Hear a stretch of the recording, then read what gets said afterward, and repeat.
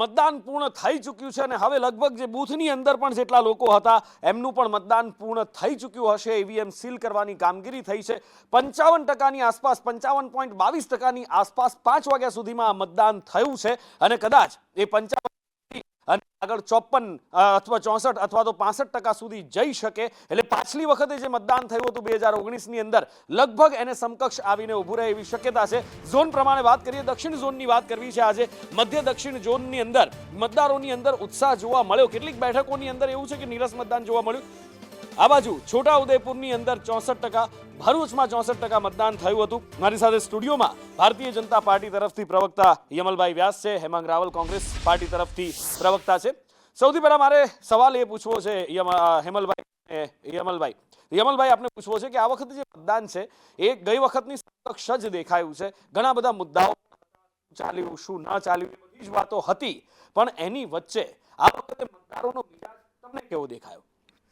મતદાતાઓમાં ખાસ કરીને જે ફર્સ્ટ ટાઈમ વોટર્સ છે, જે 35 વર્ષથી નીચેના બધા જ ગણીએ, એ વોટર્સમાં ખૂબ ઉત્સાહ જોવા મળ્યો।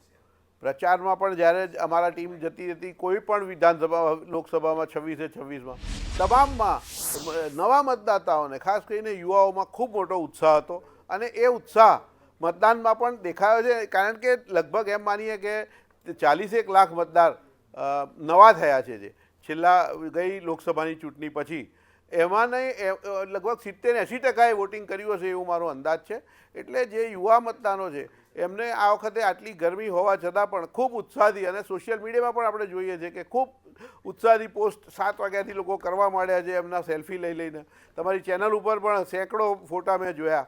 એટલે મતદારોમાં જે યુવા વર્ગ છે એનો ઉત્સાહ ચોખ્ખો દેખાય છે। અને વડીલોને કોઈ પણ બૂથ ઉપર આજે લગભગ 40 બૂથ ઉપર હું ગયો હોઈશ, તમામ જગ્યાએ જ્યારે પણ જવું ત્યારે કોઈક 70 વર્ષના, કોઈક 80 વર્ષના વૃદ્ધો આવીને મતદાન કરતા હતા। એટલે આ લોકશાહી આપણે ત્યાં ખૂબ જીવંત છે અને એ આપણા માટે સૌથી સંતોષકારક બાબત છે। સૌથી મોટી લોકશાહી છે વિશ્વની આપણી આ, અને એની અંદર આજે 140 કરોડના દેશની અંદર જ્યારે મતદાન થતો હોય ને એમાં પણ ગુજરાતની અંદર જ્યારે મતદાન હોય ત્યારની આખી વાત જ જુદી થતી હોય છે। પણ હેમાંગભાઈ, આ વખતે કોંગ્રેસ ઘણા બધા મુદ્દાઓ લઈને સામે આવી હતી। આમ તો ઘણા બધા મુદ્દાઓ અત્યારે ચાલ્યા છે, મોંઘવારી, બેરોજગારીથી લઈ અને શહેજાદા અને શહેનશાહ સુધીનું ઘણું બધું ચાલ્યું। ભેંસ પણ આવી, પોપટ પણ આવ્યા અને ઘણા બધા પ્રાણીઓ પણ અંદર આવી ગયા। પણ શું લાગે છે કયો મુદ્દો મતદારોને અડી ગયો હશે? જુઓ, પહેલી વાત તો એ છે કે મતદારોનું મન જાણવું ને એ મતદારો ભારતના પર્ટિક્યુલર બહુ અકળ છે। એમનું મન જાણવું, અત્યારે હું એમ કહું કે અમારો ન્યાયનો મુદ્દો લાગી ગયો કે અમારો આ મુદ્દો ચાલ્યો તો કદાચ હું મારા પક્ષ તરફે બોલું, પણ સાચી વાત એ છે કે મતદારોનું મન જાણી શકાતું નથી। એટલે જ આપણે 2004માં જોયું હતું કે ઇન્ડિયા સાઇનિંગ આટલું મોટું જાહેરાતોથી લઈને બધું થયું હતું, પરંતુ અંતે જ્યારે સરકાર બની ત્યારે યુપીએની સરકાર બની। એ પ્રમાણે અત્યારે જે પરિસ્થિતિ છે એ પરિસ્થિતિ જે છે એ એક્ઝેક્ટ 2004ની પરિસ્થિતિ અત્યારે છે। એ પ્રમાણે એ વખતે પણ માર્કેટિંગ થયું હતું, ટાર્ગેટિંગ થયું હતું, અત્યારે પણ માર્કેટિંગ થયું છે, ટાર્ગેટિંગ થયું છે। પહેલાં કહેવામાં આવ્યું 400 પાર, 400 પારને તો પકડી રહ્યા છે, પરંતુ કઈ રીતે 400 પાર એની વાત નથી।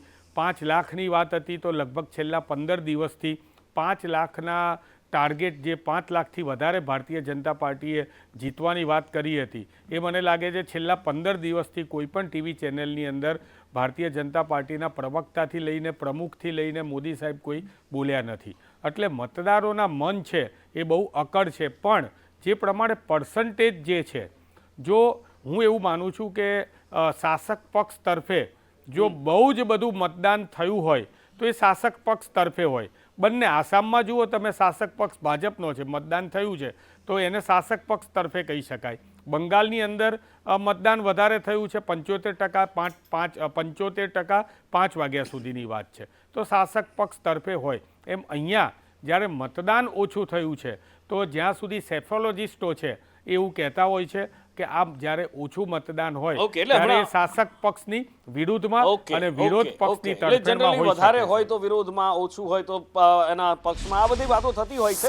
પણ વાત એ છે કે હવે શું છે ખરેખરમાં એ સવાલ છે, અને એનું કારણ એ છે કે હમણાં થોડી વાર પહેલા પણ ચર્ચા થઈ, વિશ્લેષક પણ હતા, પાર્થિવરાજ કઠવાડિયા હતા કોંગ્રેસના, એટલે એમણે કીધું કે હવે ઈવીએમના જમાનામાં, યમલભાઈ પણ હતા, કે આ ઈવીએમના જમાનામાં વધારે ઓછાથી કંઈ ફરક નથી પડતો. ખેર, આગળ બીજા એક ઝોનની વાત કરવી છે. આગળ વાત કરવી છે ઉત્તર ઝોનની અંદર આ વખતે કેવું મતદાન રહ્યું. બનાસકાંઠાની અંદર આ વખતે ખરેખર કાબિલે દાદ મતદાન રહ્યું છે. બનાસકાંઠાના લોકોએ ના ગરમીની પરવા કરી, ના બીજી કોઈ, બમ્પર મતદાન કર્યું છે. સૌથી વધારે બનાસકાંઠા બેઠક ઉપર ઉત્તર ગુજરાતની અંદર મતદાન નોંધાયું છે. અને બનાસકાંઠામાં અને સાથે જ પાટણમાં પણ બનાસકાંઠાની જેમ જ મતદાન નોંધાયું છે. 55% આસપાસ 5 વાગ્યા સુધીમાં બનાસકાંઠામાં, 5 વાગ્યા સુધીમાં 59% આસપાસ ગાંધીનગર અને અમદાવાદની 2 બેઠકો ઉપર એવરેજ મતદાન થયું છે. યમલભાઈ, બનાસકાંઠાની અંદર આ વખતે એક ટાઈટ ફાઇટ હતી. આમ તો રેખાબેન વર્સિસ ગેનીબેન, પણ રેખાબેન વર્સિસ શંકરભાઈની આ ફાઇટ હોવાનું કહેવામાં આવતું હતું. અને એમાં 5 વાગ્યા સુધીમાં 59, એટલે લગભગ ગણી લો કે 69-70% જેવું કદાચ મતદાન અહીંયા જઈ શકે. બમ્પર મતદાન, વધારે મતદાન થયું છે. ખરેખર બનાસકાંઠાના મતદારોને અભિનંદનને પાત્ર છે. અને સાથે સાથે હું એ કહું કે જ્યાં આગળ એકદમ બંને પ્રોમિનન્ટ પાર્ટીઓ, બંને પ્રોમિનન્ટ ઉમેદવાર હોય, ત્યાં આગળ સ્વાભાવિક રીતે મતદારોનો પણ પાર્ટિસિપેશન વધતું હોય છે. અને એના કારણે બંને પક્ષે મતદારોને મોબિલાઇઝ કર્યા હોય. એટલે બીજી સીટોની સાથે કમ્પેરિઝન કરું તો મને એવું સ્પષ્ટ દેખાય છે કે કોંગ્રેસ બીજે ક્યાં એમના કાર્યકર્તાઓ હતા જ નહીં, અને એટલે કોઈ મોબિલાઇઝ કરી શકે એની જે વોટિંગ થયું છે અમારી તરફે થયું છે. બનાસકાંઠામાં ત્યાંના ઉમેદવારે મહેનત વધારે કરી લાગે છે, પરંતુ ભારતીય જનતા પાર્ટીના કાર્યકર્તાઓ, અમારી જે નીચેની બૂથ મેનેજમેન્ટની મશીનરી છે તે ખૂબ વધારે સક્રિય છે અને હતી. એટલે મને એવું લાગે છે કે એમાં મતદાન વધારે થયું છે, અમારી લીડ કદાચ વધારે થશે. પણ તો લીડની તમે વાત કરી રહ્યા છો, આશાવાદ સ્વાભાવિક રીતે પોતાના પક્ષની બાજુ હોય, પણ છવાયેલા કદાચ આ વખતે હેમલભાઈ ગેનીબેન વધારે રહ્યા એવું દેખાયું. પ્રચારની અંદર તો દેખાયું. પ્રચારની અંદર મીડિયામાં ચોક્કસ એમનો પણ સારું એવું કવરેજ એમને મળ્યું હતું. અને મતદાતાઓમાં જોઈશું એ તો મને લાગે છે 4મી તારીખે જ આપણે એની ચર્ચા 4મી તારીખે જ ખબર પડશે. પણ અમને એવું લાગે છે કે અમારી આ વખતે જે રીતે ચેલેન્જ હતી ભારતીય જનતા પાર્ટીનો કાર્યકર્તા, જ્યાં ચેલેન્જ વધારે જોરથી કામ કરે છે. ઓકે, ઇલેક્શન કમિશનની પ્રેસ કોન્ફરન્સ આવી રહી છે, સાંભળીએ શું કહી રહ્યા છે. પ્રક્રિયા સરળતાથી અને સુપેરે પૂર્ણ થઈ ગઈ છે. રાજ્યના વિશિષ્ટ પ્રકારના મતદાન મથકો આકર્ષણનું કેન્દ્ર બન્યા હતા. સાંજે 5 વાગ્યા સુધીમાં રાજ્યની 25 લોકસભા બેઠક પર સરેરાશ 55.22% તથા વિધાનસભાની 5 બેઠકો પર 56.56% મતદાન થયું છે. મતદાન આજે સાંજે 6 વાગે સંપન્ન થયું હતું. આજે મોડી રાત્રે 12 વાગે ચોક્કસ ટકાવારી જાણી શકાશે. એના મતલબ લાસ્ટ છેલ્લા 1 કલાકનું આંકડા હજુ પણ બાકી છે, એ 12 વાગે અમને ખબર પડશે.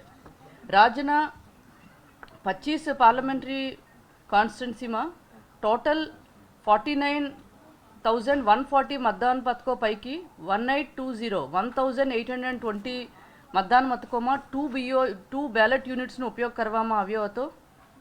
સાંજના 5 કલાક સુધીમાં 116 એટલે 0.23% BU, 114 એટલે 0.23% CU અને 383 એટલે 0.78% વીવીપેટ બદલવામાં આવ્યા હતા. સો 0.23% BU, 0.23% CU અને 0.78% વીવીપેટ નું બદલવામાં આવ્યા હતા. અને તમામ જિલ્લાઓમાં ઝોનલ ઓફિસર કે તે જે વિસ્તારના ઇન્ચાર્જ પાસે રિઝર્વ મશીન સેટ ઉપલબ્ધ રાખવામાં આવ્યા હતા. જ્યાં પણ નાની મોટી સમસ્યા સર્જાય ત્યાં ત્વરિત ઈવીએમના બેલેટ યુનિટ, કંટ્રોલ યુનિટ કે વીવીપેટ યુનિટ રિપ્લેસ કરવામાં આવ્યા છે. મતદાનના કલાક દરમિયાન ભારતના ચૂંટણી પંચ દ્વારા ટોટલ 8 ECI એલર્ટ્સ મળી હતી, જેમાં ઈવીએમ અંગેના 3 એલર્ટ્સ, MCC ભંગની 1 તથા અધર 4 એલર્ટ્સ મળી હતી.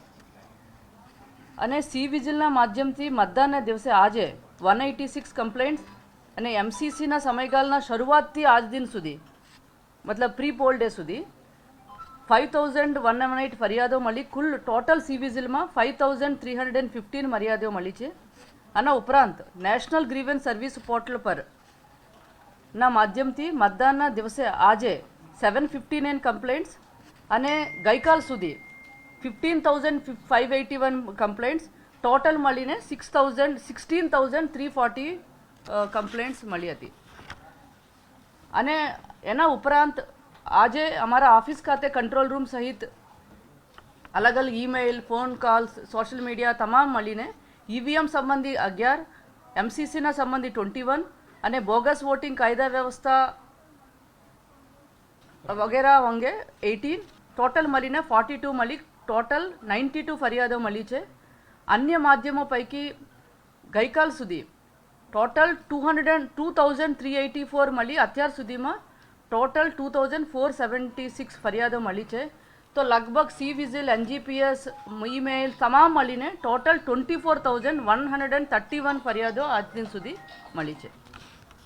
પ્રાથમિક માહિતી પ્રમાણે ભરૂચના કેસર, સુરતના સનગારા તેમજ બનાસકાંઠાના બાકરી ગામે ગ્રામજનોના મતદાનનો સંપૂર્ણ બહિષ્કાર કર્યો હોવાની જાણકારી મળી છે.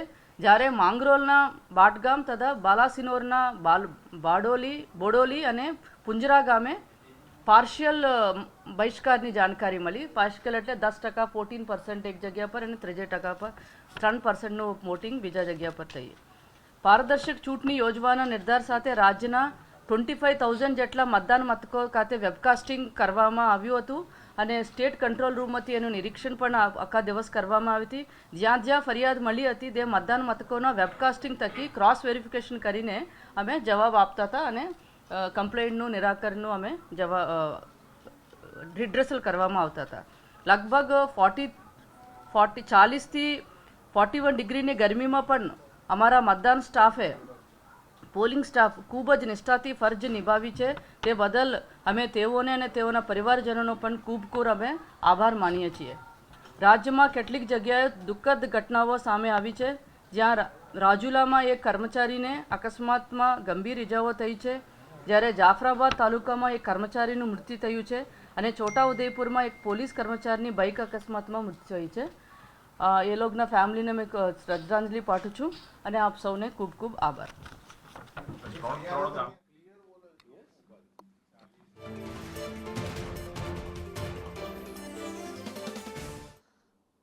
મતદાન પૂર્ણ થઈ ચૂક્યું છે. ઇલેક્શન કમિશનનું કહેવું છે કે હવે પરફેક્ટ આંકડો આવતા રાતના 12 વાગશે, પણ આંકડો જે પણ આવે હવે એ 25 લોકસભા બેઠક અને 5 વિધાનસભા બેઠક માટેના ઉમેદવારોના ભાવિ સીલ થઈ ગયા છે. 4 તારીખે ખબર પડશે કે શું થશે. ત્યાં સુધી આરોપ પ્રત્યારોપ અને જીતના દાવા તો થતા જ રહેશે.